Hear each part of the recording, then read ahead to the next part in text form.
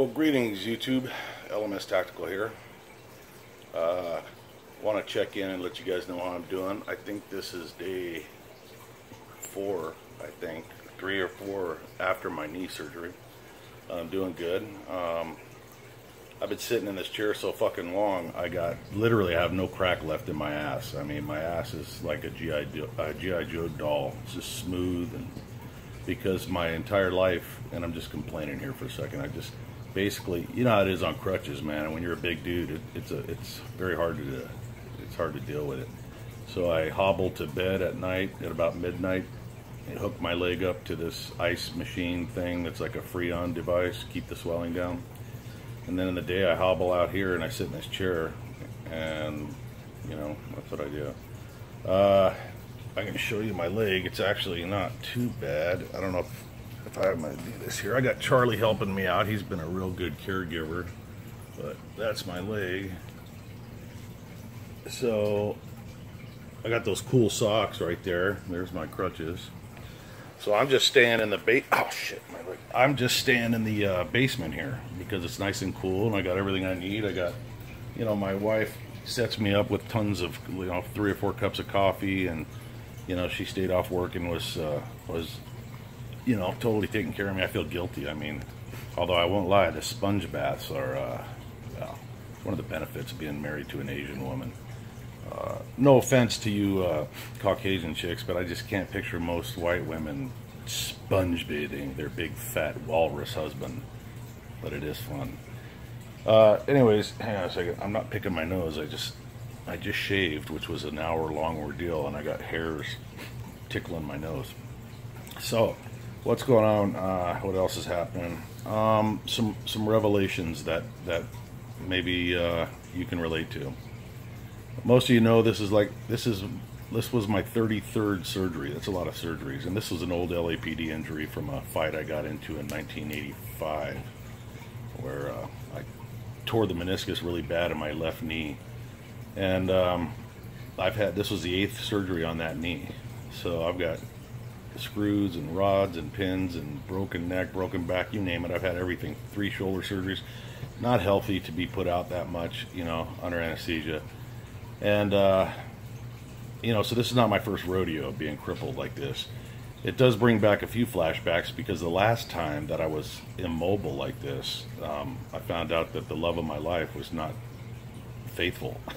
So I had to go through a fucking divorce in a wheelchair, pretty much, but, you know, at least started out that way. So, that wasn't a lot of fun, but, being immobile probably is what kept me from doing something stupid. You might have seen it on the 11 o'clock news also. Beside myself. You never knowing, and there's a lesson, never knowing that the worst thing that could possibly happen in a guy's life could turn out to be the best thing that could ever happen to him. You know, that divorce brought me right out here, and I'm on pain meds, so if I start to just ramble, you'll have to bear with me. You know, at the time I thought, my God, my life's falling apart. I'm crippled. I'll never walk the same again. I'm going to be walking with a limp. You know, it was like a year before I could walk right. And then I came out here from California to Virginia. I was still on a cane and blah, blah, blah. Lost everything I had. Lost my house, my kids, everything. And pretty much hated life. And now I'm happier than I've ever been in the entire history of my life. So let that be a lesson to you. Sometimes the darkest moments in our life are actually disguises. They're necessary, painful events to get us to utopia. Think about that. So here I was the other night, night before last, really just sitting in this chair. It was about 11 o'clock at night, and it was really weird. It was a cathartic, weird experience. I decided to watch a Netflix movie on my iPad, because for some reason the Netflix not connected to my TV all of a sudden in the basement here. So my wife was laying in bed, I was out here, turned on a movie. I'm holding the iPad like I'm holding this phone, but because of the lighting I could see my face crystal clear in the iPad. And it was really weird, because this sounds funny, I mean, I've never stared at my face. I mean, I know I'm an ugly dude, but you know, you shave, you do this, you do that. I don't wear my glasses when I shave. I've never really looked at my face. And all of a sudden, for the first time in God knows how many years, I was like, the movie, it was like the movie just faded away. I couldn't hear it. And I'm just staring at my face in the reflection, crystal clear. And I realized how old I am. You know, it's weird when, you know, I mean, I know I'm not ancient, but I'll be 55 in a couple months. And, you know, when you still feel like you're 22, it's a weird thing when you realize you're like, my God, if I would have seen this guy when I was 22, I'd have thought, what an old geezer. So it was one of those serendipitous moments where you're like, holy shit, man. And you kind of review your life. And that led me into some kind of weird... Then I started really feeling sorry for myself. Like, I can't walk. I mean, to get up, to go to the bathroom is like an hour-long event. It's dangerous if I fall. I have no weight bearing on my knees. So thank God it's just 2 weeks. I go to the doctor, I think, next Wednesday. Hopefully then I can go to at least a cane. But I'm 100% non-weight bearing for a while. I know I'm jumping around here. He told me that this is the absolute last time they can operate on this knee. You know, if I get 3 years out of it, great. If I get 5, awesome. If I get 10, it's a miracle. But the next time, it's going to be a replacement because there's nothing left to fix. The meniscus has been cut and attached so many times. It's just nothing there. So I'm sitting here, you know, I got the best wife in the world. She's caters on me hand and foot. I got a dog that I feel guilty because I can't take him swimming, but he just literally sticks by me, lays on my, you know, by my side, tries to lick my knee, tries to take care of me. And I'm feeling sorry for myself. I'm like, man, I just can't believe this shit, man. I'm stuck here again. I'm stuck. And then it happened. Because, you know, when you keep an open mind, information will come into it. Always.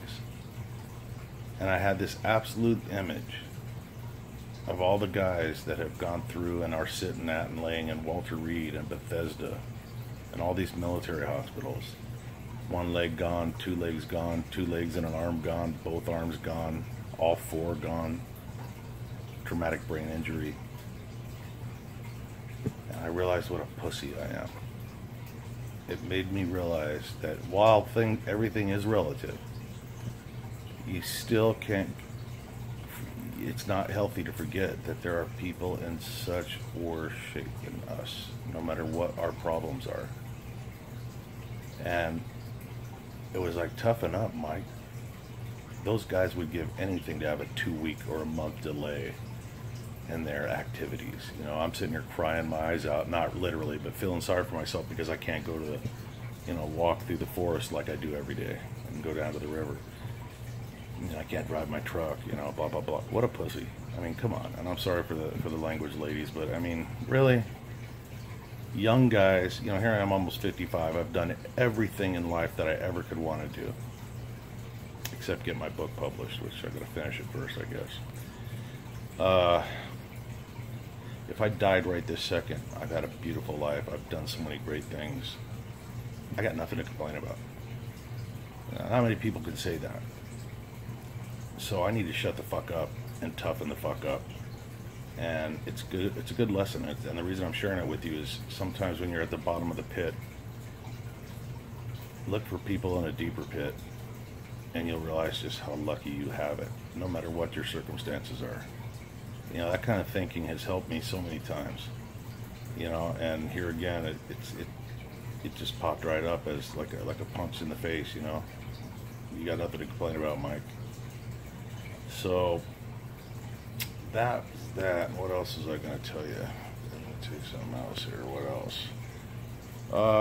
I probably should do a video since I can't do any weapon type video. Don't think I'm not armed here. I got my judge down there. But I probably should do something about North Korea, but I'm going to leave that for another video. It's taken me so long to do this one because I mean, I've been doing like karaoke on the, there's an internet app called Smule Sing, S-M-U-L-E Sing. Now listen to my voice. I mean, I cannot sing at all. I mean, this is as high as my voice gets. But it's so fun and so cathartic and relaxing. It's awesome. So if you have any inclinations or desires to sing karaoke, you can sing with people all over the world. I've already met a couple of nice people. yeah, between that and just, you know, I'm actually losing weight. That's weird. I just hobbled onto the scale and I'm 255.6. I haven't been 255 in 20 years. So that might be because I'm not eating anything except like Ensure and things like that, because I didn't want to turn into you know, Gilbert Grape while I was sitting here, you know, just vegetating. Am I rambling? I am rambling. I'm going to upload this video. I just want you guys to know I haven't forgot about you guys. And man, I'll tell you what, some of the, without question, the nicest people I've ever met and the most together people are you guys. And I'm not just kissing ass. Think about it. I mean, I hope you guys read each other's comments. There's some really good people out there in YouTube world. And I somehow accidentally stumbled into the YouTube environment. I got my little channel and it's turned into like a group of family members. I mean, it's unbelievable. It really is. I mean, and I just want you to know I really appreciate it. And I'll be back on my feet, you know, in no time. And as I sit here, I'm taking notes and planning some really cool videos.